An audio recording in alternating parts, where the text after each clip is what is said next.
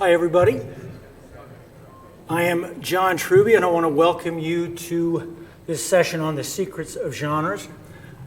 I cannot tell you how thrilled I am to be back at 20 Books with real people. It's so good to see you. It's so good to be part of the energy that you only get when you're around a group of writers, and especially around these writers at 20 Books. So I want to start by giving a big thanks to Craig Martell for making this happen this year. It's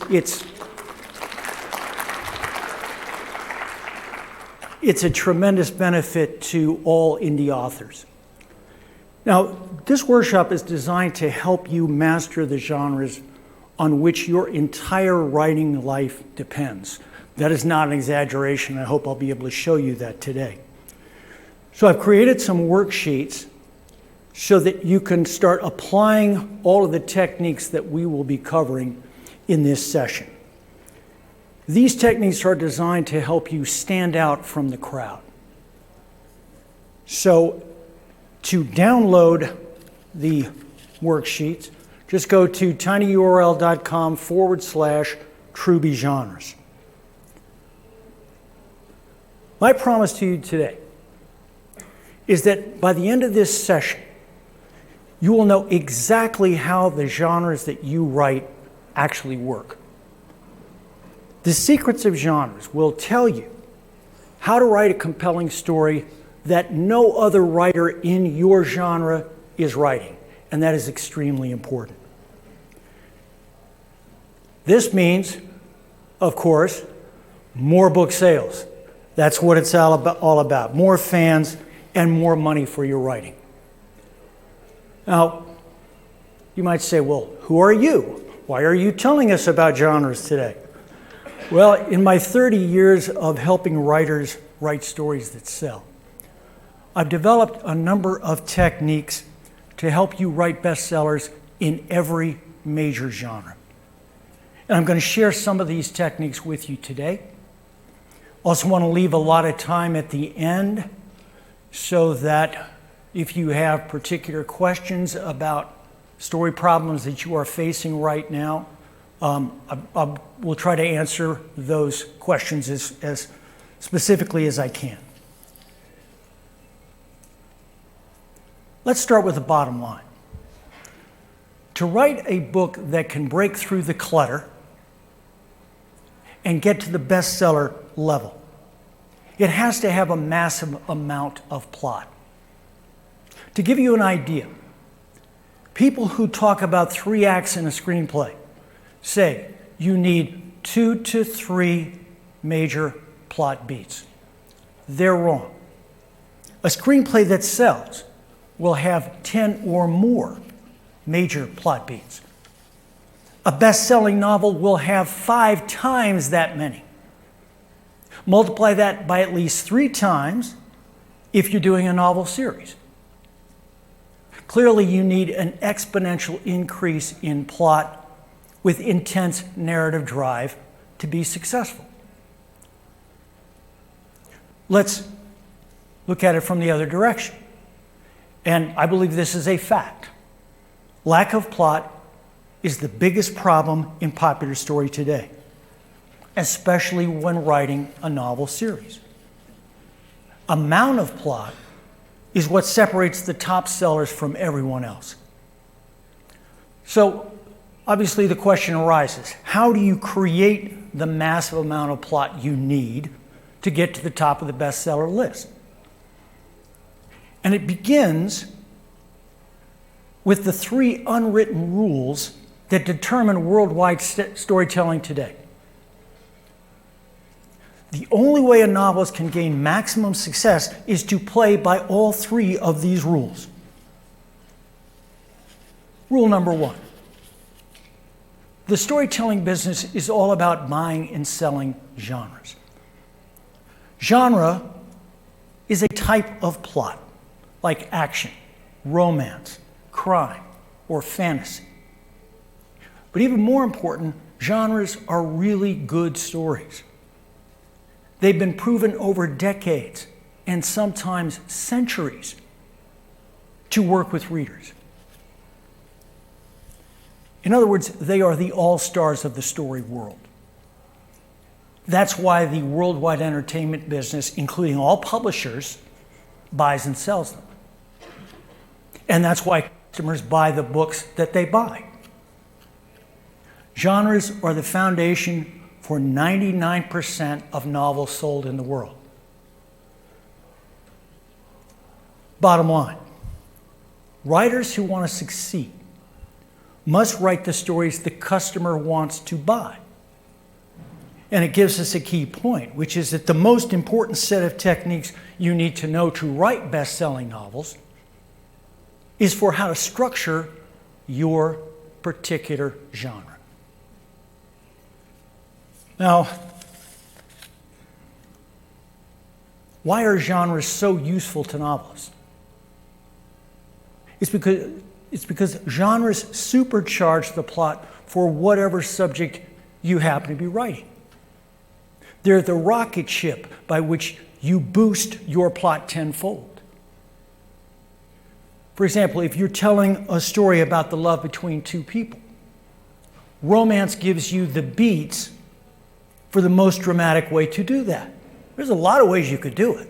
What's the most dramatic way? The romance genre tells you what that is. If you're telling the story of a crime, detective, crime, and thriller give you 3 different ways to tell this story with maximum dramatic punch. Another great advantage to genres is that each one is a story system that has already been worked out. Each genre has 10 to 20 unique plot beats that must be in your story. And these beats are different for each form, and they're different for each subgenre. These beats are one of the secrets for why people choose to read the particular genre they read and go back to it time and time again. If these plot beats are not present, the story will not be popular, period. For example, a romance without the first dance beat will have romance readers up in arms. You don't want to piss them off, right?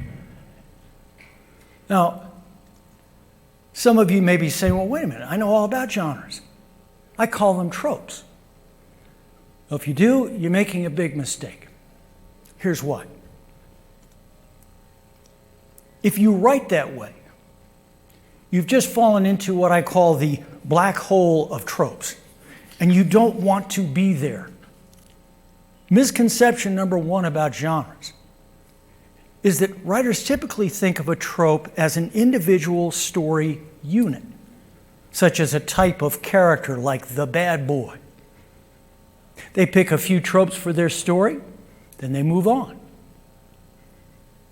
This method of using tropes results in these writers not reaching anywhere close the full power of their storytelling.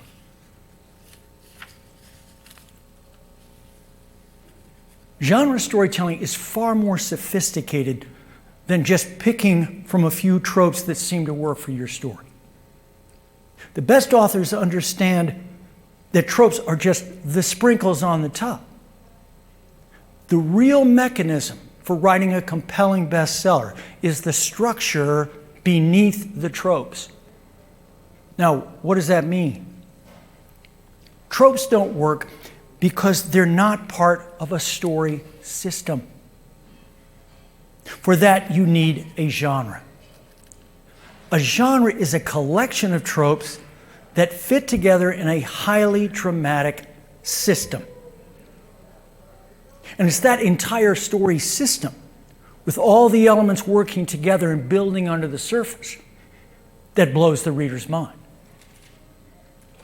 Therefore, and this is a key point, to get the full dramatic punch, you have to hit all the plot beats of the particular genres you're using in your story. Here are the 11 major genres that make up 99% of novels sold in the world. And don't worry if your genre is not up there. I guarantee you it's up there. It's a subgenre, or it is a combination of 2, 3, or 4 of these genres. Now I'm going to talk about these genres in this order because a number of genres are part of the same family. And you have to know how families of genres work. In a family of genres, the forms have certain similarities of both plot beats and techniques, as well as crucial differences. These are the main genres: horror, fantasy, and science fiction, which are part of the family of genres known as speculative fiction. Myth and action, which are also related. Detective mystery, crime, and thriller, which are part of the crime family. Memoir, true story, comedy, romance, love, and any combination of genres, which is known as mixed genre storytelling. As I mentioned, each main genre has a number of subgenres. Now, mastering one genre used to be enough, as if that isn't hard enough. No more. The problem with that strategy is that there are a few stories today that are a single genre. So rule number 2 is, today most stories are a combination of 2, 3, even 4 genres. And why did this happen? It's the old marketing trick of give them 2 for the price of 1. Or now it's become give them 3 or 4 for the price of 1. The reason it works goes back, once again, to plot. When you combine 2 genres, you double the number of plot beats in the story. In indie novels and every other medium in storytelling today, mixing genres is how the game is played. Rule number 3 of worldwide storytelling is the most important one of all. Rule 3 is to stand out from the crowd. You have to express the genre's unique philosophy of life. This is called transcending the genre. This is the deepest secret of genres. And very few indie novelists are hitting this third key to success. Tremendous potential out there for you.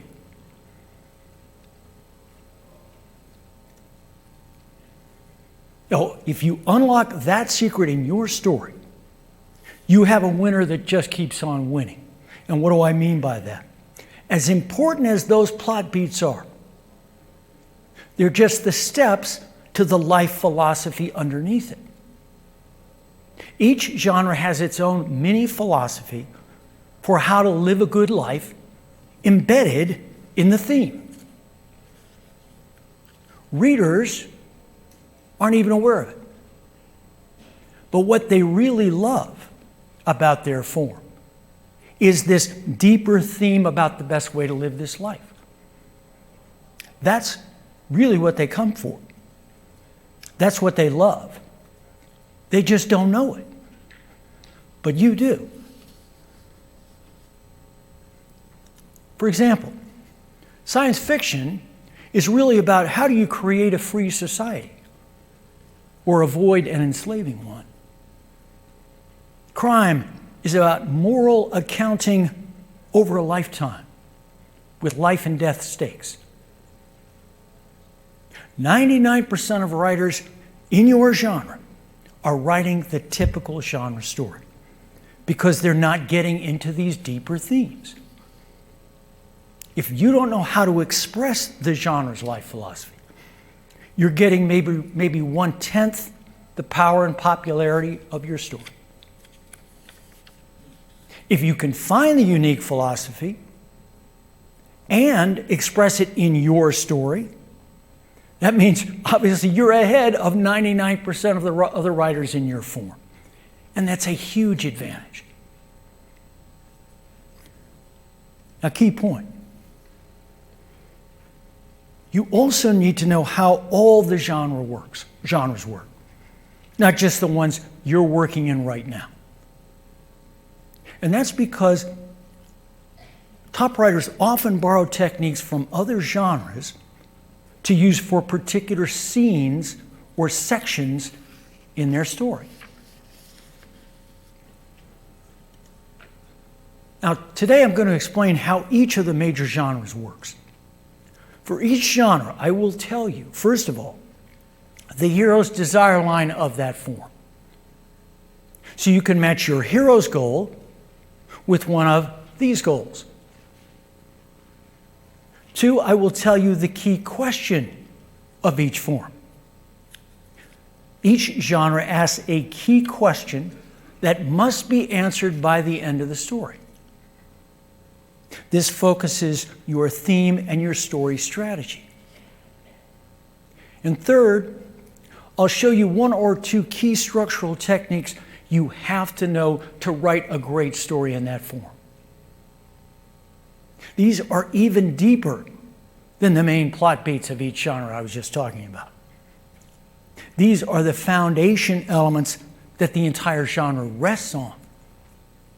So you have to get these right in order for your story to really pay off big time. Now, caution, I'm barely scratching the surface here. Each genre is a complex story system. And that's why I normally do a 1-day class on each one, where I cover the 10 to 20 story beats of each genre and what they mean, along with the beats of all the subgenres. For example, comedy, which has 8 major subgenres that all work differently. But my goal today is to give you a clear idea of which genres work best for your story ideas. Now, to show you how these genres really work under the surface, I'm going to show you screenshots from a story software called Blockbuster. And Blockbuster shows you how to structure a story, as well as the techniques and plot beats for the particular genre you're writing. Now, this is the main software we use at my writer's studio because it's not only great for helping you write the story, it's also great for showing you the techniques you need to know in order to tell a story that sells. So it's quite powerful. Now, the reason I'm using screenshots is that it's quicker to do a screen grab than go from slide to software to movie clips and back again. You'll see, we're going to cover a lot of stuff here. And so for the sake of time and to cover as much as possible, I'm going to do it that way. Now, as we go through each genre, I recommend that you list the desire line and key question on your worksheet because you'll remember it that way. And for any genre that might be part of your story, list the desire line and key question for your story. If the genre is not in your story, leave that box blank. Now, the first genre we want to explore is horror. By the way, that is not me, okay?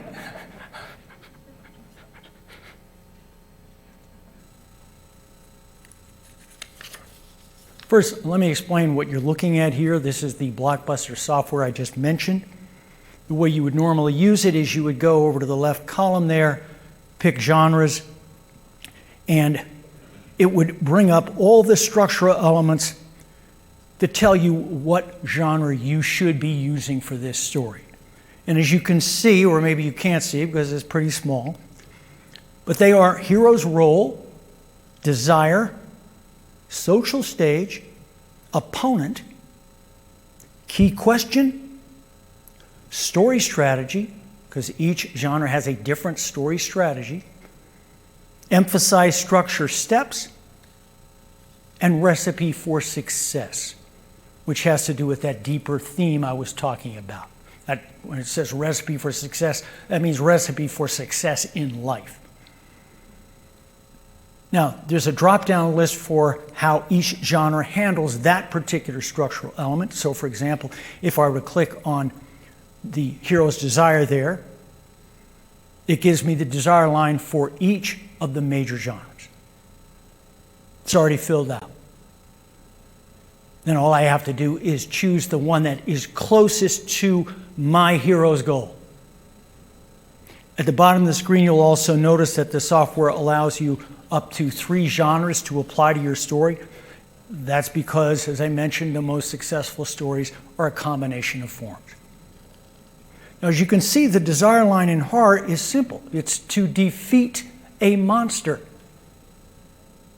That's both a strength and a weakness. It's a strength because it gives your story a strong spine. It's a weakness because it makes it very hard to create much plot in a horror story. They are notoriously devoid of plot. Why? Because it keeps hitting the same beat. The only difference is how the monster kills. Now, why is horror the first genre? It's because it asks the most basic key question. Again, to get it, I would click on the drop-down for genre 1, and it tells me for horror it's what is human and what is inhuman. Horror occurs because we fear the inhuman entering our world. Or in better horror stories, we fear seeing the inhuman in ourselves. This leads to the first and most important technique in horror.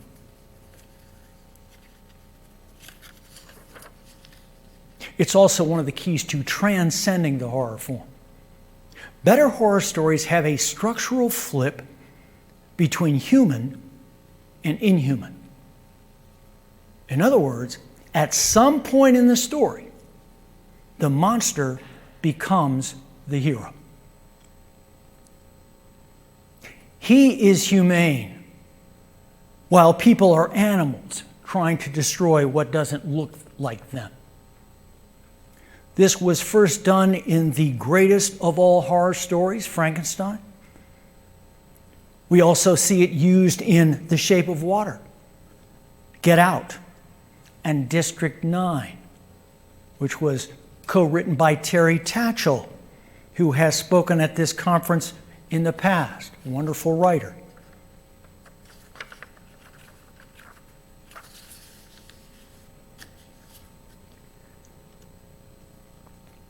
Quick point about story examples.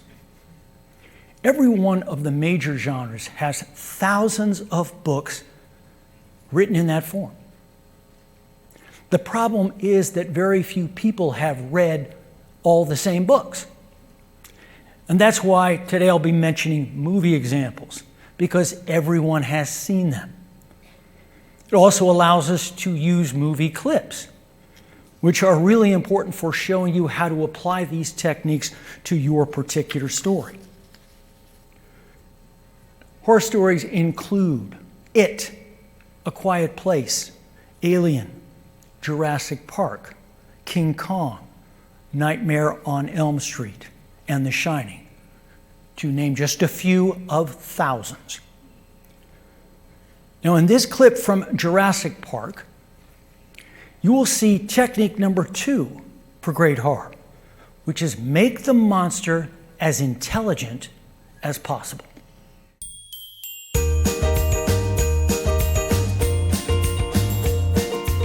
As you can see, horror is all about putting the hero under the most extreme pressure possible. There's an old saying, there's 3 things that determine the value of a property. Right? Location, location, location. 3 things determine the value of a horror story. Pressure, pressure, pressure. By the way, those subtitles are for those of you who would like to learn French during this class. It's not a little something extra.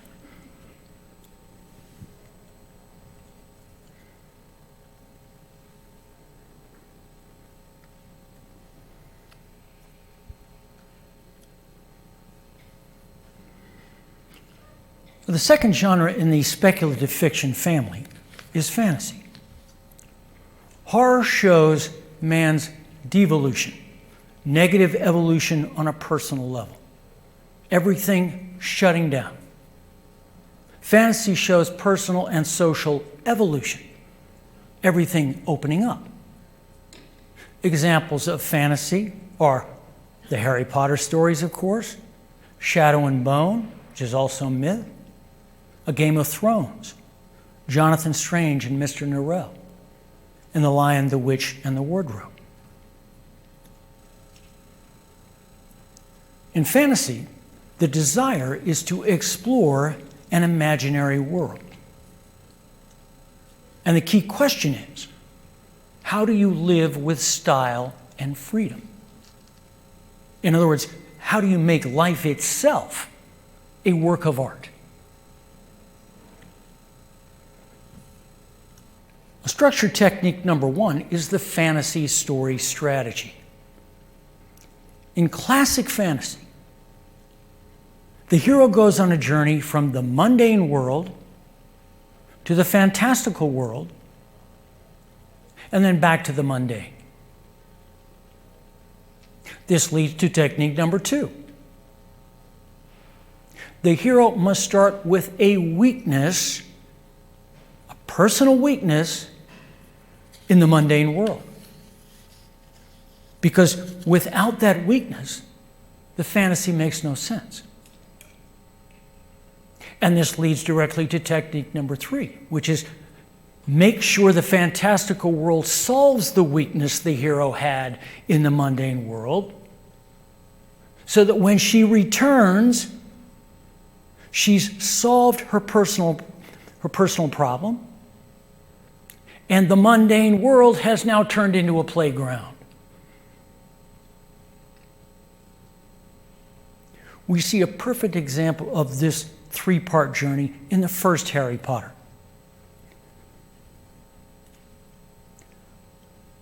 We begin with Harry at home in the mundane world, and he has a big problem living with his Muggle family. Then Harry passes through the gate, also known as a portal, into the fantasy world. A key point here about one of the techniques that the author uses to get her effects. He goes through a passageway of both space and time. First, he goes back to a kind of Dickensian London when he goes to Diagon Alley. And second, he goes even further back in time to a kind of King Arthur land at Hogwarts. And then finally, we see Harry going home, having solved his personal problem in the fantasy world.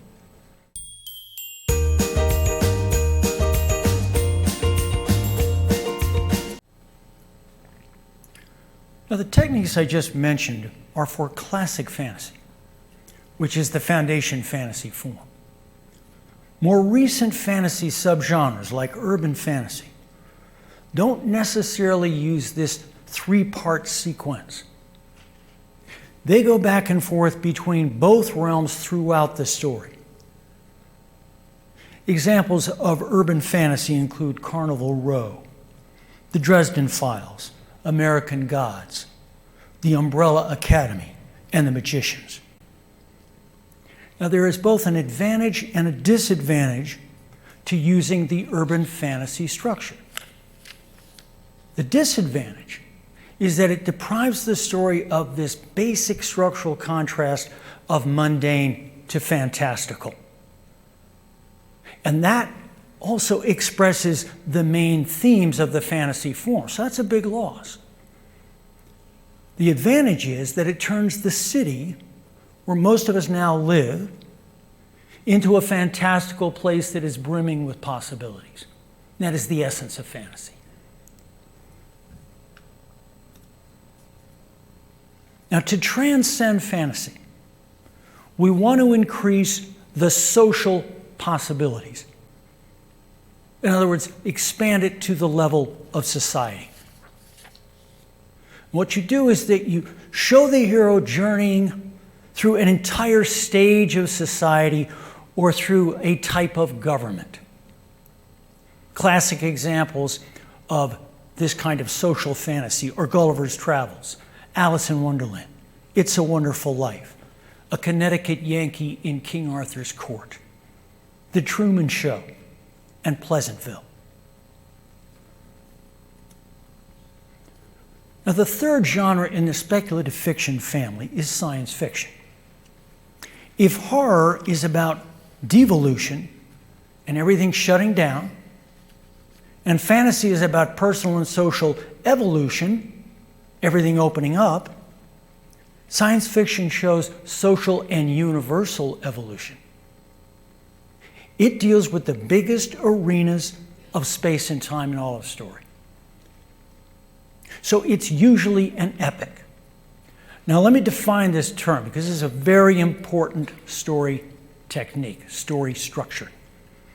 An epic is a story in which the fate of the nation is determined by the actions of one person or family. So in science fiction, when we use the epic, we're talking about the fate of the universe, determined by the actions of one person or family. Science fiction is literally the most creative of all genres. You create everything. And that's why science fiction is sometimes referred to as social philosophy in fiction form. Science fiction stories include Dune, I, Robot, The Handmaid's Tale, Stranger in a Strange Land, The Matrix, Blade Runner, Ex Machina, 2001, Interstellar, and Inception.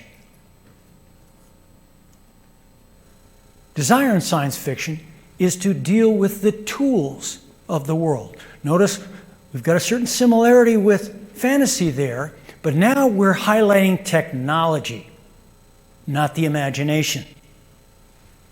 And the key question is, how do you create a better world?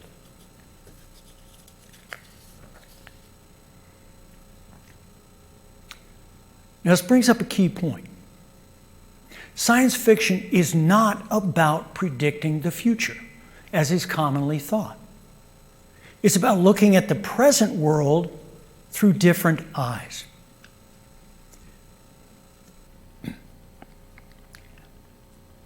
This leads to technique number one. Create a recognizable world so that the viewer sees that it's different, but it's still my world. I can see that I live there. Let's look at an example of this recognizable science fiction world in Inception.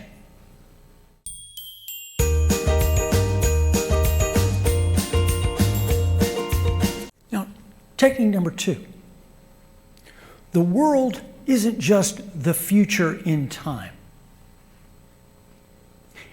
It's a new evolutionary stage, meaning the future society has evolved to another stage of development. And this represents a new vision of how the individual connects to the society. That connection between individuals and society is all important in science fiction. Now, we see this in The Matrix. Society has moved to a new stage. Machines rule, and they've created a fake human world to keep people enslaved. Notice in this next clip, we will see, first of all, a technique from myth, which we'll talk about in just a moment. This is the rebirth of the hero. And second, we'll see a great example of machine horror, which is one of the main types of horror story. Notice that these two techniques are techniques the writers have borrowed from other genres because it works in this science fiction story. You want to be able to do that. Let's take a look at The Matrix Rebirth.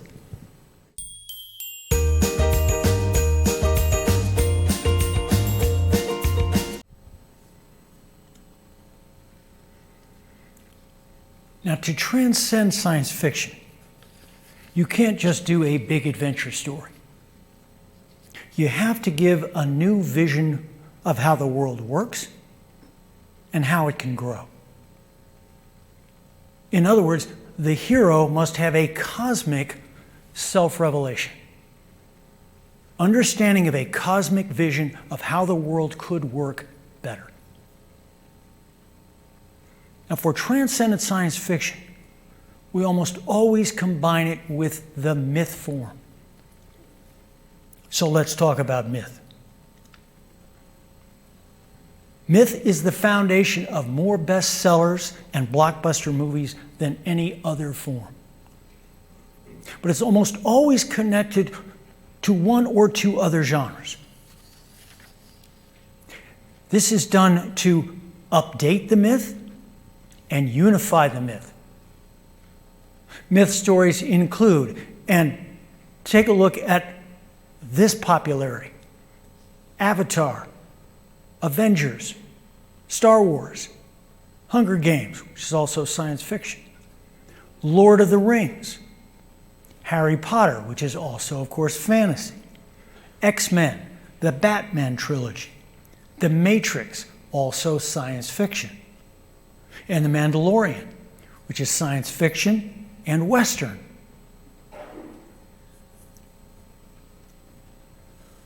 The desire in myth is to go on a journey ultimately leading to oneself. And the key question is, what is your destiny? In other words, what were you born to do in this life?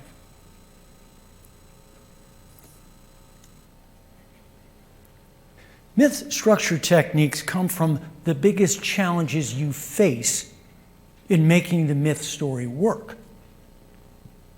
The first of these is a slow start.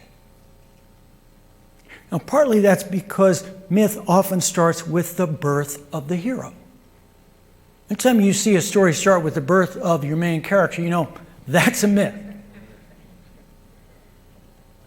But that means we have to get through the boring childhood period where nothing really happens before the journey can begin. So technique number one in myth is start the story with the rebirth of the hero.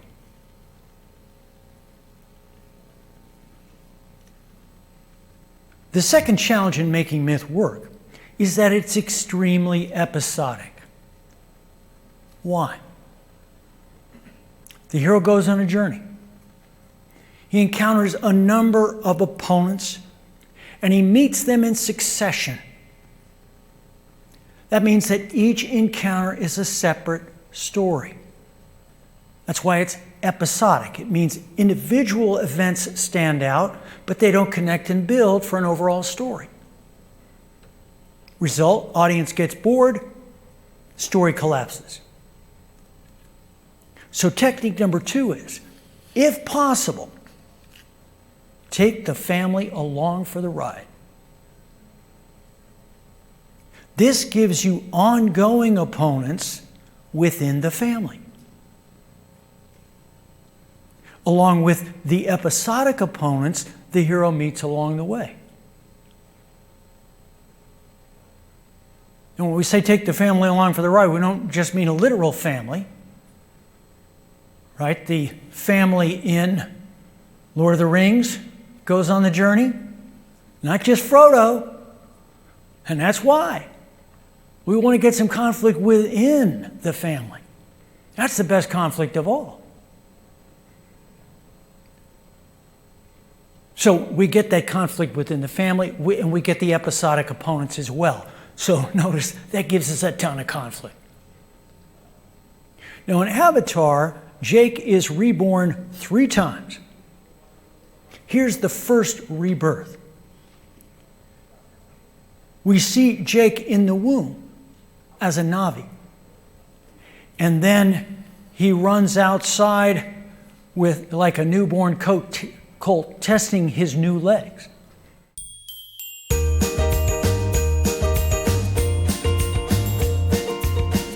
Now, myth is a huge genre with many subforms. And it gives us a key point. When transcending myth, don't just update an old myth. Use one of the new myth forms. The one I am most excited about is the female myth. Female myth was wiped out from Western culture about 3,000 years ago. But in the last 10 years, literally the last 10 years, it's come back big time. And I believe it will be a major force in worldwide storytelling over the next 2 decades. Examples of female myth include Inside Out, Gravity, Arrival, and major elements of Avatar. Now let me give you a caution. Female myth is not doing the male warrior myth with a female lead. For example, Wonder Woman. Wonder Woman's a lot of fun. I'm not saying it isn't. And you can't do that. But it's not a female myth. Female myth uses an entirely different set of story structures. Now, the action story is a modern outgrowth of the myth form.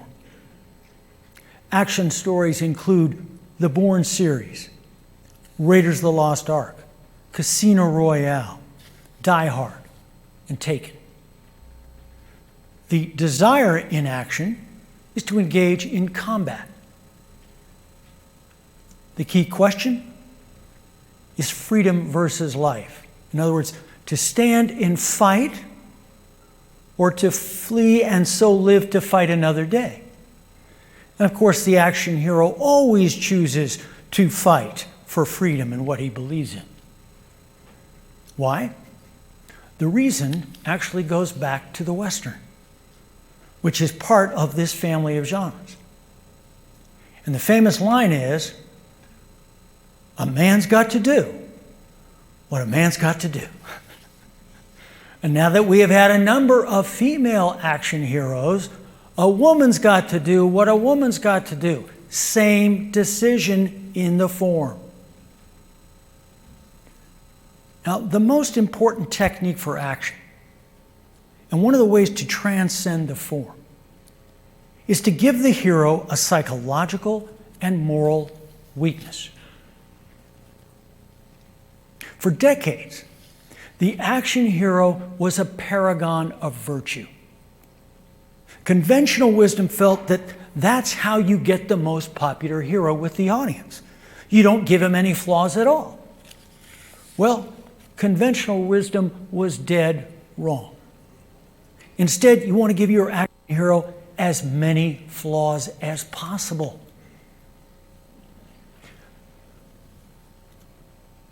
James Bond was the most popular superhero of the 20th century. But by 2006, the Bond franchise had gotten boring. There was no story anymore. The movies were just a series of stunts. So when they rebooted the franchise in Casino Royale, they broke the first rule of the action story at that time. And they broke it in a way that was especially shocking for James Bond. They gave the hero a psychological and moral weakness.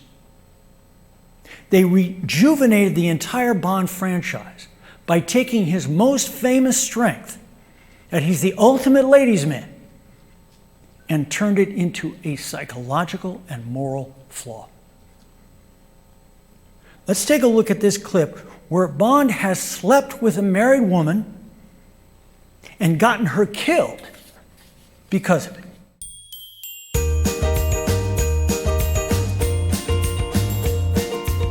Now, the main way to transcend the action story is to write an epic. And again, an epic is a story in which the fate of the nation is determined by the actions of a single individual or family. Now, an action epic will most probably involve war of some kind.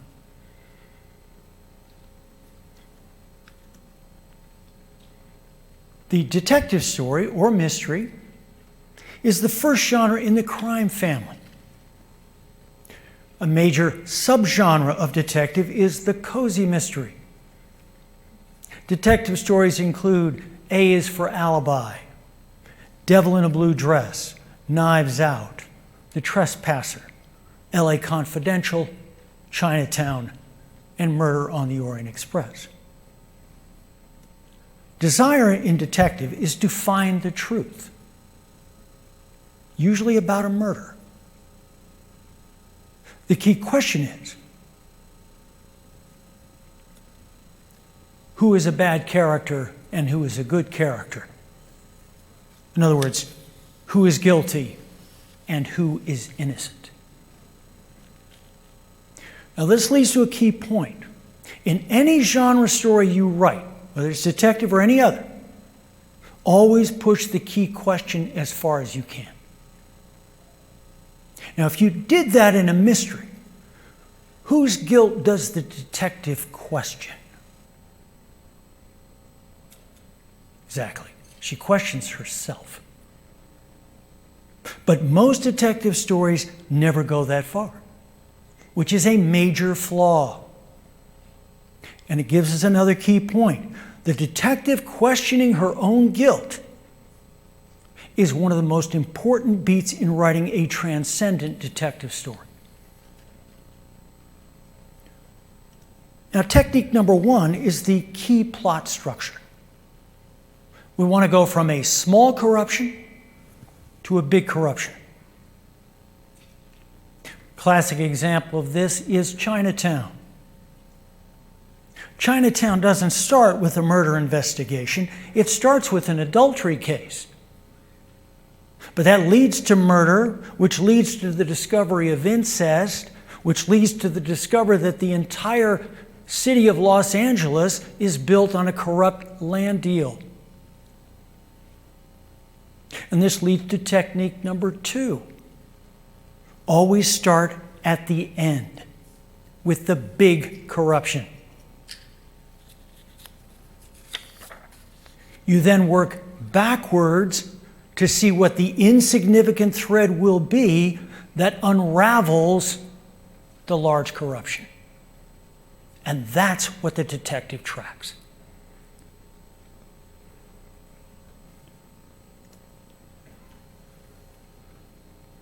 Now, the biggest mistake writers make in a detective story is that they don't keep laser focus on the investigation line and the clues. Nothing works unless you have a sequence of specific clues, and I emphasize the word specific. This leads to technique number three, reveals.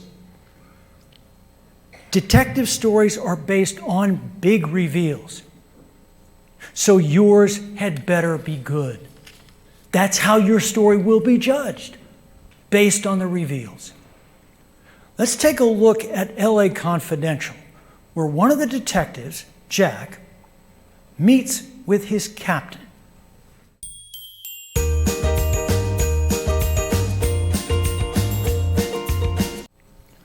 Now, crime is a broad category of stories that puts less emphasis on detecting the criminal, which is a detective story, and more on the battle between criminal and lawman. Examples of crime stories include The Long Drop, The Usual Suspects, Pulp Fiction, Fargo, Heat, No Country for Old Men, and Lupin. Now, this brings up an important point for writing in today's market. I believe that it is never a good idea to do what's called right to market, which I define. Others will define it differently, and they may disagree with me. They're welcome to do that.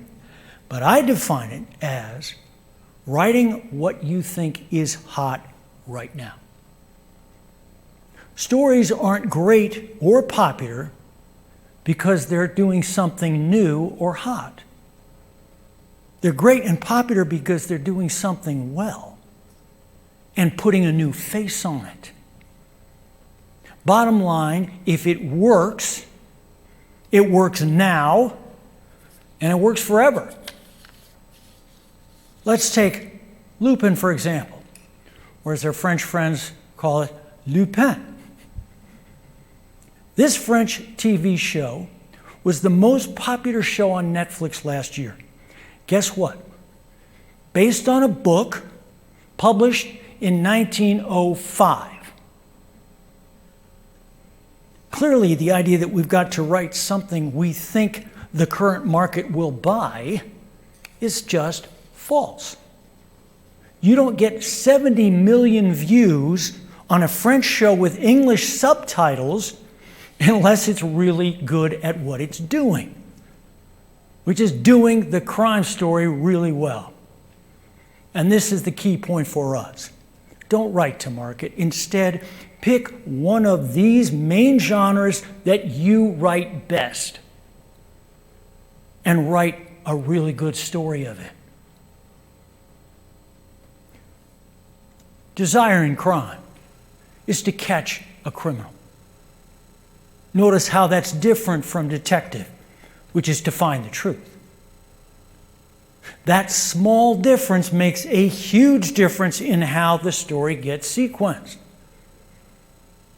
The key question, who is allowed to live above the law? Crime technique number 1, make both guys great and both guys equal. Both guys great and both guys equal. A good crime story is a heavyweight fight between criminal and lawmen. We want the two best at what they do, and we want them evenly matched, absolutely even. This gives you great punch, counter-punch, which is crucial for the middle of the crime story. If either character is too strong, the story dies. We want to go 15 rounds. We don't want somebody knocked out in the first round. Now, technique number 2 is the final reveal. Ideally, you want the biggest reveal in the story at the very end. Let's see the best example ever in The Usual Suspects.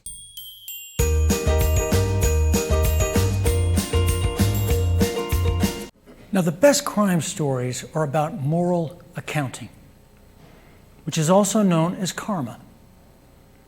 In other words, what you owe versus what you are owed in this life, with life and death stakes. Examples include Razor Blade Tears, Breaking Bad, The Usual Suspects, Fargo, and Blood Simple.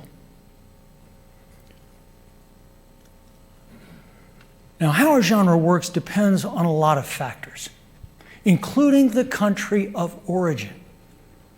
Different countries handle genres differently. Here's a trailer for what many consider to be the greatest British crime film ever made.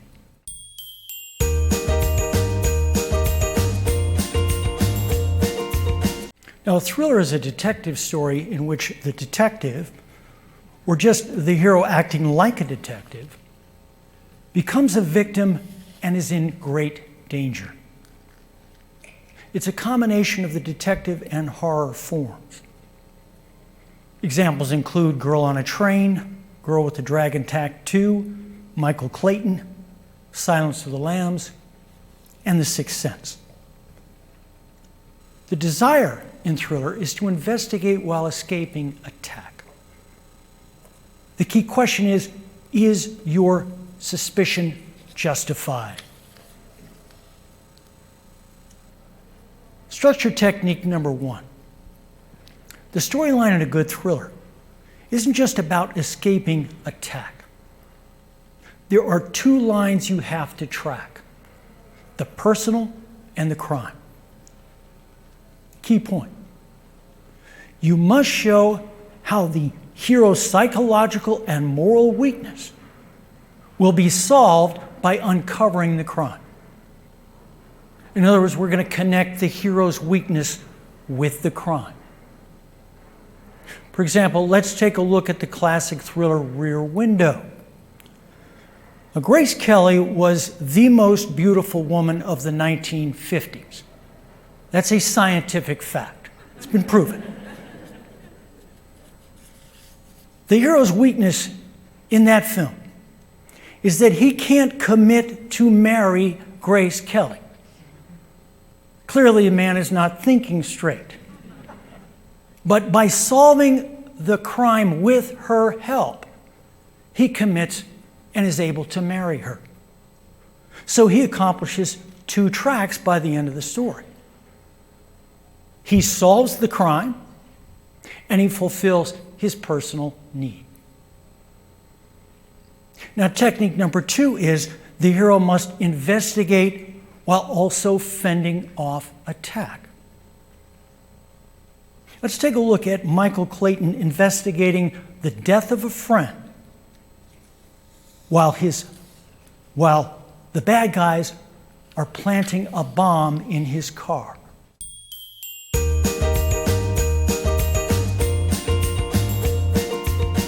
Now, in most thrillers, the hero is an innocent who uncovers a murder, which means they have no moral flaw. So it becomes a victim story. Will the hero be victimized by the bad guy? One of the ways you transcend the thriller is to give the hero a psychological and moral flaw of her own. In other words, is the hero also guilty in some way? Well, Michael Clayton is a transcendent thriller, and he has a strong moral flaw. He calls himself a janitor lawyer.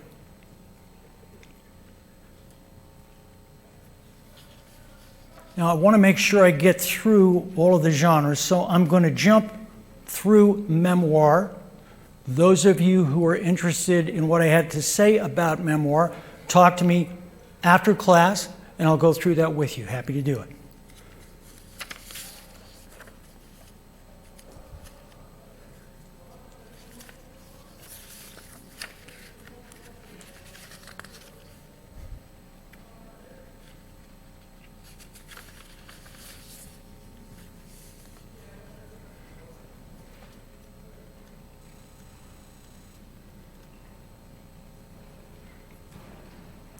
Now, comedy is probably the most complicated of all the major genres.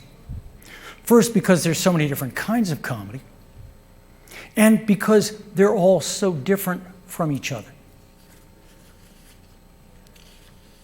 In other words, they work in very different ways. Examples include A Confederacy of Dunces, Bridget Jones' Diary, Little Miss Sunshine, Wedding Crashers, Legally Blonde, and Ghostbusters. Desire in comedy is to gain success or romance with humorous results. The key question: do you lie or show your true self? Comedy is all about facades that people create. And it's about stripping away those facades to see who you really are. So technique number 1 is that you can't go from small to big in writing comedy. Meaning you can't start with funny lines and then create a story from those. You have to go from big to small. In other words, you have to start with a comic story structure. The comic story structure is the storyline on which you hang the jokes. This is how you make sure that the funniest part of the comedy story comes at the end. Now, technique number 2 is that there are 8 major comic structures, and they all have a different sequence of plot beats. These are the 8 major comic structures: myth, action comedy, buddy story, traveling angel comedy, romantic comedy, farce, black comedy, and satire. So the key point is you must know which kind of comedy you are writing in order to sequence the beats properly.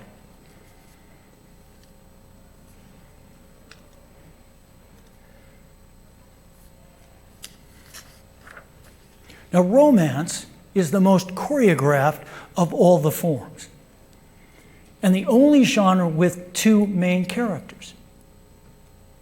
It's also the most popular form in novels. Most recent example is Bridgerton. And for you romance writers, it doesn't get more successful than that.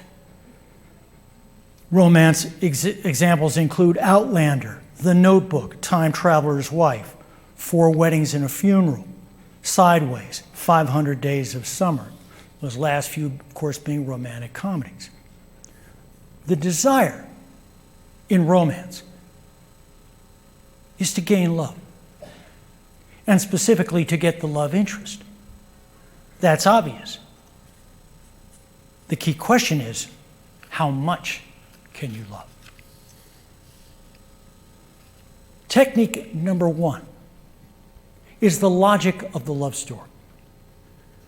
The main character has a unique need that can only be fulfilled by one other person in the world. In other words, the lover is the one person the hero must end up with to have their best life, and vice versa. Love stories are about blossoming.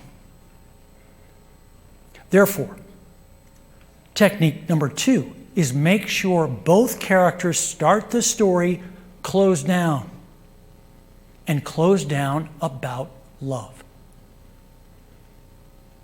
Now, Rocky is a combination of sports story, which is a subgenre of action, and love story. But it's really good at executing the key structure elements of a romance. First of all, both Rocky and Adrian are closed down.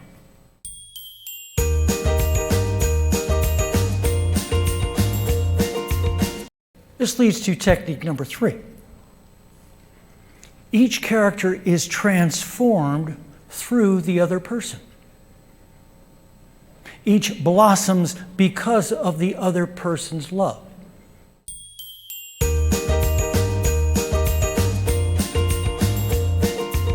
Technique number 4, and one of the keys to transcending romance, is how much can you love in spite of all outside opposition, all differences between the two, and any mistakes each makes toward the other. That's why all good love stories are about trust, which is the belief that the lover won't hurt you. And all good love stories are about forgiveness, which is what you must do when they do hurt you. And they will, because they're human.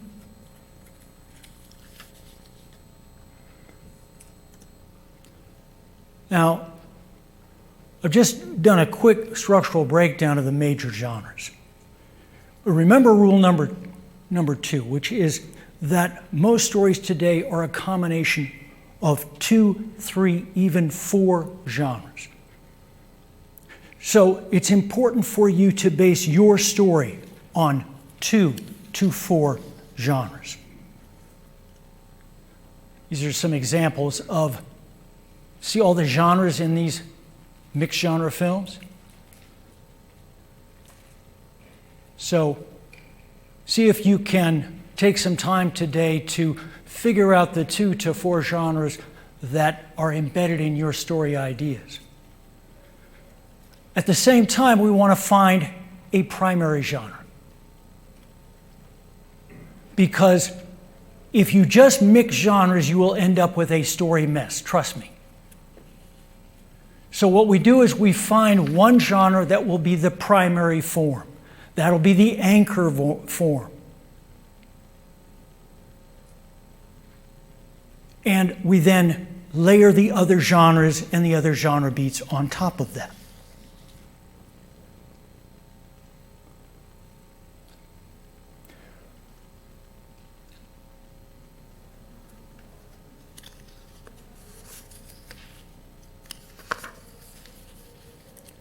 I would love to go on a lot longer than I had planned, but I don't think they're going to want me to do that.